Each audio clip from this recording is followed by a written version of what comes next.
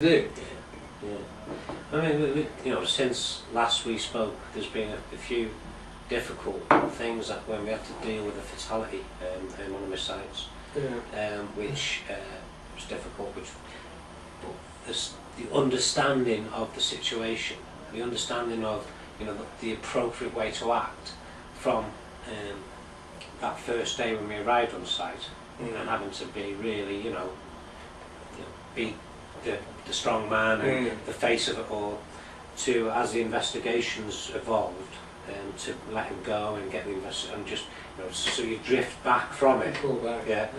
And then I'm involved in a really complicated European ERP implementation project where you've got all these brainy go-getters trying to do stuff and get in each other's way and managing them. Yeah. The program. What my journey on that program was, just understanding the different situations you find yourself in and adapting to it. So adaptive,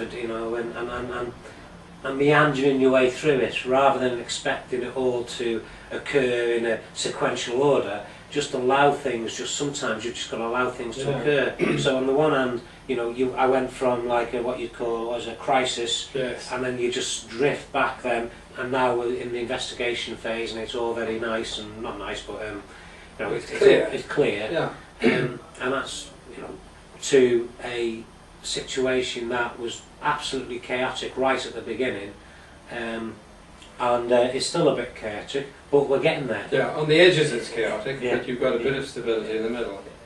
Yeah, I mean, as you're talking, I'm sort of feeling the word that's coming up is dynamics. You're much more in touch with the dynamics now. You don't look at a situation and say, "Oh, there it is," and I'm going to do this and this and this. It's more like, what is here? I'll try this. So if you go to the Snowden and Boone idea, it's in the complex area where you don't know what the meaning of a move is until you've made it and watched. So that's what I hear you saying is you make some moves and you pay attention and see what's going on here, what's really happening, and then maybe you make another move, or maybe you pull back a little because you can see what that first move you made is working. One of my colleagues has read a couple of bits and bobs of print, and we talk about the wicked problems. He loves the concept of them, and this particular project that we've been working on and I've been leading, it's been like an overused phrase, but it's like being herding cats. It really has, and having.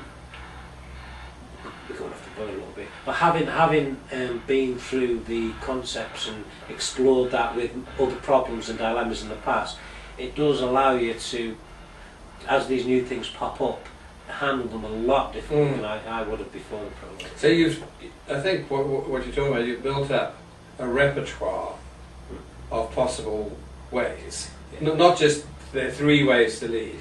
But there are hundreds of ways to lead, and they're broken up into lots of little bits, and you've had lots of experience of those little bits. Whereas if you just read the book, you'd have 3 ways of doing it. Yes. But you can be more subtle now, and more discriminating, because of your experience. Now, if you didn't have that experience, it would just be the 3 ways, or whatever.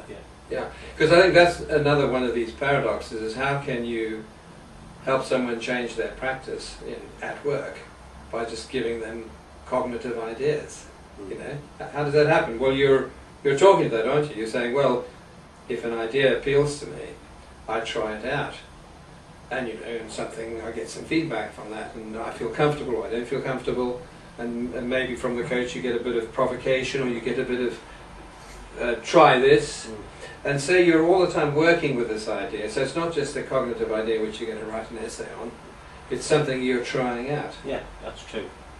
I mean, the term that I've come to use quite a lot is, it's an academic term, it's called indwelling, or dwelling. And I like it because it describes what has happened to me. When I see an idea in a book, or as I talk to someone and they give me an idea, that's what seems to happen to me. I start working away at it, sort of in the background. It's always on the go. And I'm trying things and then I'll get a little insight. Yeah, that's that idea. You know, it's now it has more shape, it has more substance, but it's just happening in the background. It's not. I'm not being completely conscious about it. And you summed it up really well. And what's also enjoyable is if you can set the right environment and it's the right, problem, I guess. But getting some like-minded people with a cup of coffee or over a pint, because we spend a lot of time on the road, a few of us, and you start talking about stuff, and you're all bouncing around, and you're comfy with these people, so you're not thinking that anyone's got an agenda. And just by bouncing stuff around, and the amount of times we've come up with good ideas, because they just pop in from something. And somebody go, what about this? And somebody will, and then before you know it, you've got a fantastic resolution to an issue that seemed really difficult before, and that's enjoyable. And that if you were, I don't know, if you were typical ambitious go-getter who wanted to make a mark on them, you might shy away from that. You might want to think, well, I want this idea to be my idea, and I want all the credit, and I want to I want to go into what I'm going to make them do it, and that's maybe a shift in thinking, perhaps from that would sort of. That's where you were at the beginning. Yes. Yeah. So it's. I mean, it'd be interesting to think about how you made that shift, because it's a huge shift from